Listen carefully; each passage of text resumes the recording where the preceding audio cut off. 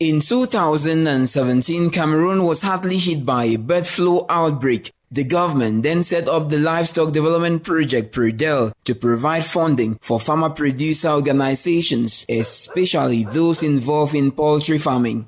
The Aboga Ele Cooperative in Penka, Michel, in the Manuel Division, received a sum of 800 million CFA francs, with 60% of the money from PRIDEL, 30% from its members, and 10% as loan obtained from one credit union. With this money in hand, they were able to rebuild 2 poultry sheds on a 758-meter square surface area for 5,000 layer beds, an administrative block, an egg store, feed store, dug a borehole for automatic water distribution in the farm. And going by the Cooperative Management Committee President Gabriel Abo, the government did quite well to support them because today they have put together the broken pieces and can now employ up to 4 permanent workers, thus contributing to curbing youth unemployment.